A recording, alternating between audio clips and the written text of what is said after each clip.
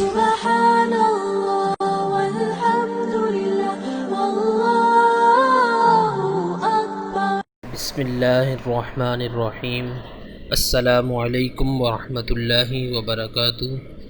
اللہ تعالیٰ کے فضل و کرم سے آج ہماری تفسیر کی 5ویں کلاس کا آغاز ہو رہا ہے۔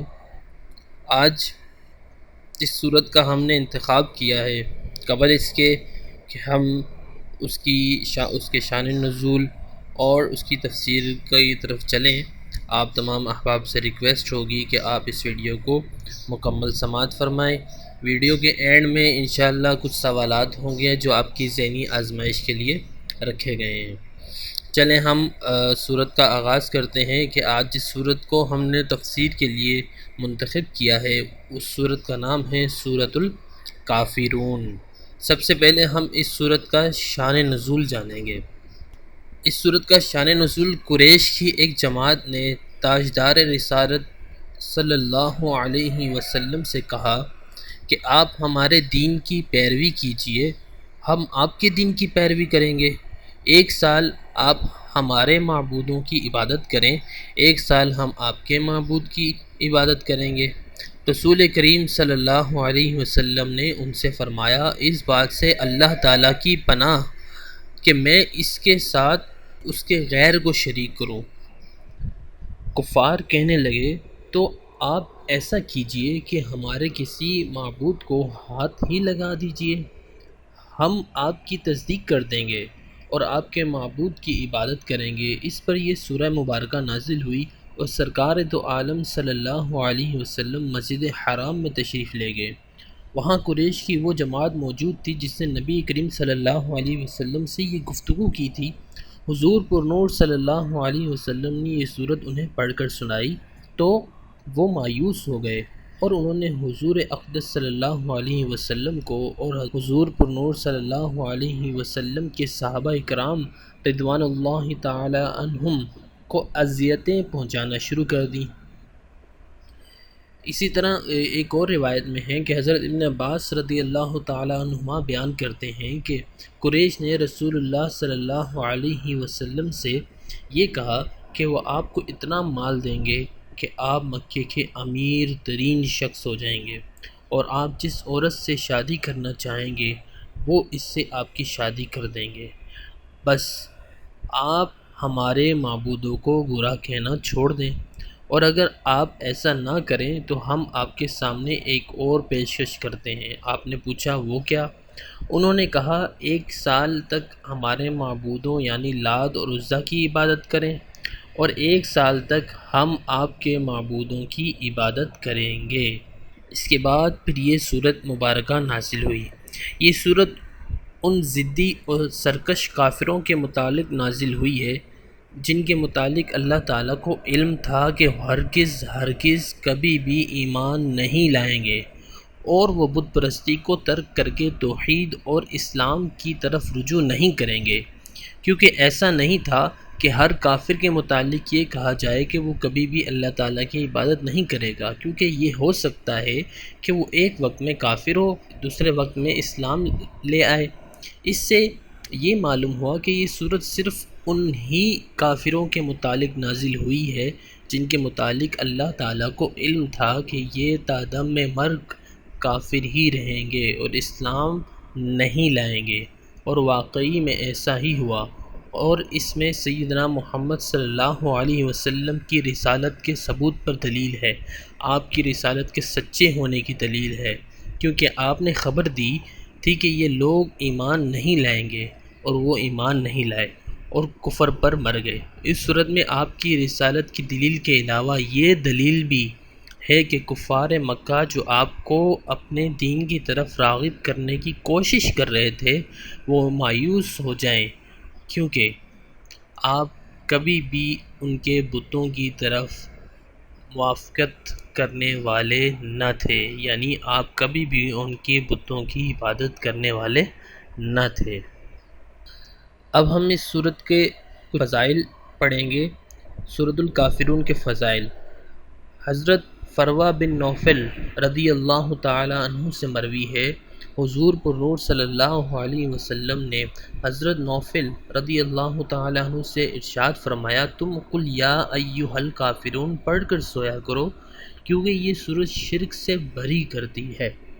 مسند احمد کی روایت میں ہے کہ حارث بن جبل رضی اللہ تعالیٰ عنہ نے کہا، یا رسول اللہ مجھے کوئی ایسی چیز بتائیں کہ میں سونے کے وقت اسے کہہ لیا کروں۔ آپ صلی اللہ علیہ وسلم نے فرمایا، جب تم رات کو اپنے بستر پر جاؤ تو قل یا ایھا الکافرون پڑھ لیا کرو، یہ شرک سے بیزاری ہے۔ اور آپ صلی اللہ علیہ وسلم کی عادت مبارکہ تھی کہ آپ فجر نماز کی سنتوں میں قل یا ایھا الکافرون اور قل هو اللہ احد کی اکثر تلاوت فرمایا کرتے تھے۔ اب ہم سورۃ الکافرون کا تعارف پڑھیں گے۔ سب سے پہلے سورۃ الکافرون کا مقام نزول، سورۃ الکافرون مکہ مکرمہ میں نازل ہوئی۔ رکوع اور آیات کی تعداد، اس صورت میں 1 رکوع اور 6 آیات ہیں۔ کافرون نام رکھنے کی وجہ، اس صورت کی پہلی آیت میں لفظ موجود ہے، اس مناسبت سے اسے سورہ کافرون کہتے ہیں۔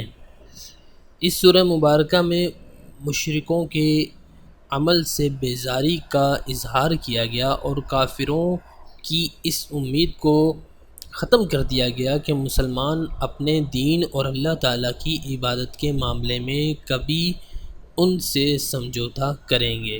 یہ اس صورت کے مضامین ہیں۔ سورۃ الکافرون کے مضامین یعنی کہ مشرکوں کے عمل سے بیزاری کا اظہار ہے اس صورت میں، یعنی ہم ان سے برات کرتے ہیں، یعنی ہم ان سے دور ہوتے ہیں ان کے تمام ان اعمال سے۔ کافروں کی اس امید کو بھی ختم کر دیا گیا کہ مسلمان اپنے دین اور اللہ تعالیٰ کی عبادت کے معاملے میں، یعنی صرف عبادات کے اور دین کے معاملے میں کبھی ان سے سمجھوتا نہیں کریں گے۔ اب ہم اس صورت کی تلاوت کریں گے، اس کا ترجمہ کریں گے اور اس کو آسان الفاظ میں سمجھنے کی کوشش کریں گے۔ بسم اللہ الرحمن الرحیم، اللہ ہی کے نام سے شروع کرتا ہوں جو نہایت رحم فرمانے والا بہت مہربان ہے۔ قل یا ایھا الکافرون، آپ کہیں اے کافرو، لا اعبد ما تعبدون،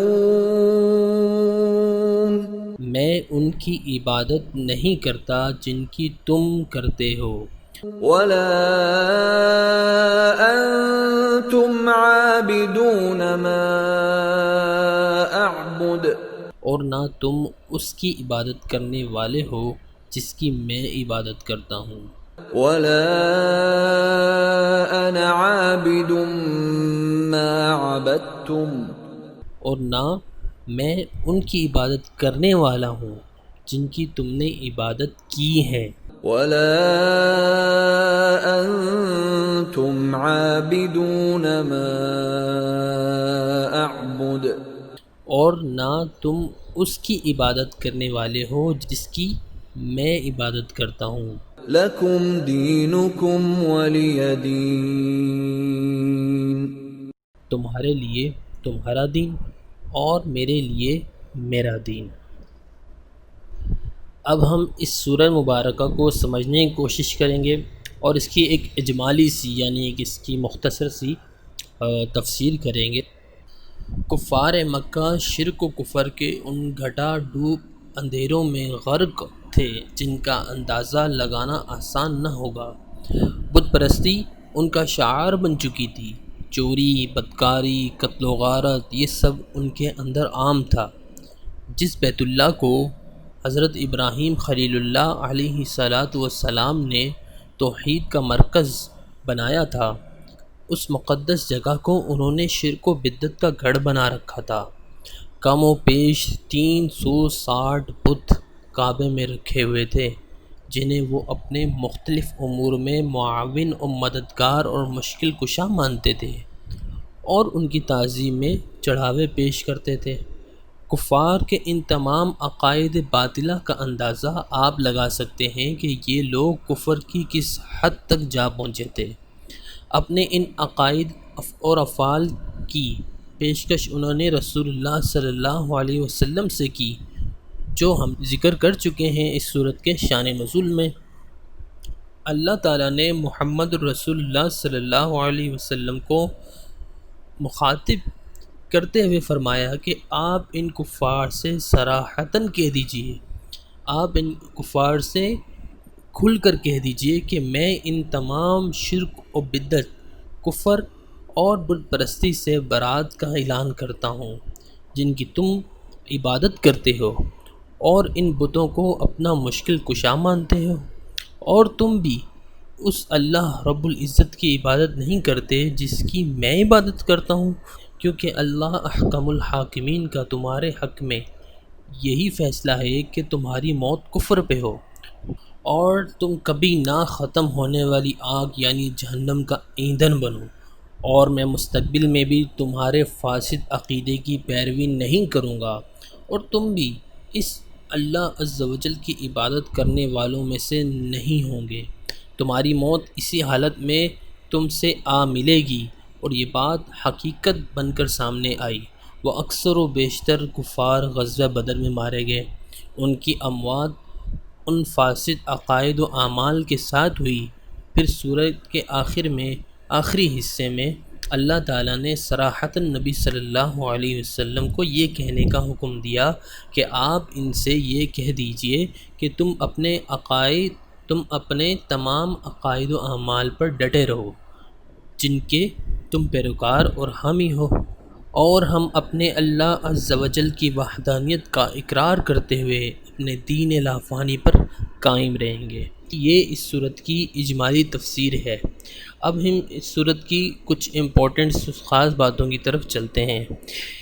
ان آیات پر یہ اعتراض ہوتا ہے کہ آیت نمبر 2 اور 3 اور آیت نمبر 4 اور 5 کا ایک ہی معنی ہے، یعنی کہ بار بار یہ ریپیٹ کی جا رہی ہیں، ایک ہی معنی کو بار بار ایک ہی آیت کو لے کر آیا جا رہا ہے، اور یہ تکرار ہے یعنی کہ ریپیٹیشن ہے، بار بار ریپیٹ کیا جا رہا ہے، اور تکرار غیر مفید ہوتا ہے، اس کا کوئی مطلب کہ فائدہ نہیں ہوتا۔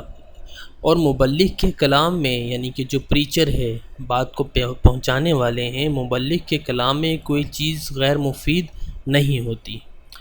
مطلب یہ لوگوں نے اعتراض کیا کہ یہ آیت ایسی ہیں کہ جن پر بار بار آپ ریپیٹ کر رہے ہیں، اور جو مبلغ ہے، پریچر ہے، اس پہ یہ اچھا نہیں لگتا کہ وہ ایک ہی بات کو بار بار ریپیٹ کرے، اور ریپیٹ کی ہوئی بات زیادہ فائدہ مند نہیں ہوتی۔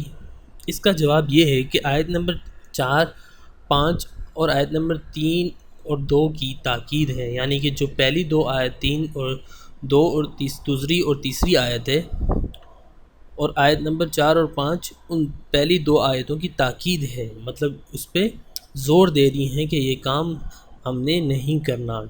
اور دوسرا جواب یہ ہے کہ آیت نمبر 3 اور 2 حال کے زمانے پر معمول ہے، یعنی پریزنٹ میں۔ تو نبی پاک صلی اللہ علیہ وسلم نے فرمایا کہ میں آج بھی تمہاری بتوں کی عبادت نہیں کرتا، اور آیت نمبر 4 اور 5 میں مستقبل فیوچر کے بارے میں بتایا، نہ میں آئندہ یعنی کہ آپ کے معبودوں کی عبادت کروں گا۔ خلاصہ یہ ہے کہ رسول اللہ صلی اللہ علیہ وسلم نے فرمایا، نہ میں زمانہ حال میں تمہارے معبودوں کی عبادت کرتا ہوں، اور نہ زمانہ مستقبل میں تمہارے معبودوں کی عبادت کروں گا۔ اسی طرح کفار کے متعلق فرمایا، نہ تم زمانہ حال میں اس کی عبادت کرتے ہو یعنی اللہ تعالیٰ کی جس کی عبادت میں کرتا ہوں، اور نہ تم زمانہ مستقبل میں اس کی عبادت کرو گے جس کی میں عبادت کرتا ہوں۔ اور یہ آیات انہی کافروں کے ساتھ مخصوص ہیں جن کے متعلق اللہ تعالیٰ کو علم تھا کہ وہ کبھی ایمان نہیں لائیں گے۔ اس کے بعد سورہ کافرون کی آخری آیت، تمہارے لیے تمہارا دین اور میرے لیے میرا دین۔ اس کا معنی یہ ہے تمہارا موقف اللہ تعالیٰ کی توحید کا انکار کرنا ہے، اور میرا موقف اخلاص کے ساتھ اللہ سبحانہ و تعالیٰ کی توحید کو ماننا ہے۔ اگر یہ کہا جائے کہ اس آیت کا یہ معنی ہے کہ مشرکین کو شرک کرنے کی اجازت دے دی ہے، تو اس کا جواب یہ ہے کہ رسول اللہ صلی اللہ علیہ وسلم کی بعثت تو شرک کے بے خونی یعنی شرک کو ختم کرنے کے لیے ہوئی ہے۔ آپ شرک کی اجازت کیسے دے سکتے ہیں؟ اور رہی یہ آیت تو اس کے بارے میں اللہ تبارک و تعالیٰ نے ایک اور جگہ فرمایا، اس آیت سے مراد دمکانا ڈانٹ ڈپٹ ہے، جیسے اللہ تعالیٰ نے دوسری آیت میں فرمایا اعلموا ما شئتم انہ بما تعملون بصیر، سورہ حامیم سجدہ آیت نمبر 40۔ تم جو چاہو کرتے رہو، بے شک وہ تمہارے تمام کاموں کو دیکھنے والا ہے۔ یہاں پر جو امر کا صیغہ ہے، لیکن اس سے مقصود عذاب سے ڈرانا اور دھمکانا ہے۔ یہ مطلب نہیں کہ تم کو شرک اور کفر اور معصیت کرنے کی اجازت دی گئی ہے۔ اسی طرح سورۃ کافرون کی آیت نمبر 5 میں ہے، یعنی اللہ تعالیٰ ڈرا رہے ہیں لوگوں کو کہ میں تمہارے کاموں کو دیکھ رہا ہوں، تم جو کرتے ہو تمہارے کاموں کو دیکھنے والا اللہ تعالیٰ ہے۔ گویا آپ نے فرمایا، اس کے بعد اس کا دوسرا جواب یہ ہے کہ گویا آپ نے فرمایا میں تمہیں توحید کی دعوت دینے کے لیے بھیجا گیا ہوں، اگر تم میری دعوت کو قبول نہیں کرتے اور میری پیروی نہیں کرتے تو مجھ کو چھوڑ دو اور مجھے شرک اور بت پرستی کی دعوت نہ دو۔ اب یہاں پر دین کا لفظ استعمال ہوا، دین کا معنی ہے حساب، یعنی تم سے تمہارے اعمال کا حساب ہوگا اور مجھ سے میرے اعمال کا حساب ہوگا، اور کسی سے دوسرے کے اعمال کا حساب نہیں لیا جائے گا، ہر کسی کو اپنے اپنے اعمال کا حساب دینا ہوگا۔ پھر فرمایا تم کو تمہارے اعمال کی سزا ملے گی اور مجھ کو میرے اعمال کی اللہ تعالیٰ جزا دے گا۔ دین سے مراد ہوتا ہے، دوسرا معنی عادت ہوتی ہے، تمہاری وہ عادات ہیں جو تم کو شیاطین سے ملی ہیں، اور میری وہ عادت ہے جو مجھے وحی الہی سے حاصل ہوئی ہے، لہٰذا تم اتباع شیاطین کی وجہ سے دوزخ میں جاؤ گے اور میں اتباع وحی کی وجہ سے جنت میں جاؤں گا۔ یہ اس صورت کا یعنی کہ ہم نے اس کو سمجھنے کی کوشش کی، اس کی مختصر سی تفسیر اور آسان معنوں میں آپ کو سمجھانے کی کوشش کی ہے۔ اور جس طرح میں نے آپ سے کہا تھا کہ ویڈیو کے اینڈ میں کچھ سوالات ہوں گے جس سے آپ کی ذہنی آزمائش کا پتہ چلے گا اور اس کا اندازہ ہوگا کہ آپ اس تمام لیکچرز میں، ان تمام تفسیر کی کلاسز میں کتنی دلچسپی رکھتے ہیں۔ آج کے ہم سوالات کی طرف چلتے ہیں۔ پہلا سوال، کون سی نماز کی سنتوں میں آپ صلی اللہ علیہ وسلم اس سورت کو پڑھا کرتے تھے؟ سوال نمبر 2، آپ صلی اللہ علیہ وسلم سونے سے پہلے کس سورت کی تلاوت فرماتے؟ سوال نمبر 3، اس سورت کی کتنی آیتیں ہیں؟ سوال نمبر 4، سورۃ الکافرون کا مقام نزول کیا ہے؟ میں آپ کے جوابات کا منتظر رہوں گا، انتظار کر رہا ہوں۔ آپ ان سوالات کے جوابات نیچے کومنٹ سیکشنز میں ضرور دیجیے گا، اور انشاءاللہ پھر ہم اگلی ویڈیو میں ملیں گے نئی صورت کے ساتھ، نئی معلومات کے ساتھ۔ تب تک کے لیے اللہ حافظ۔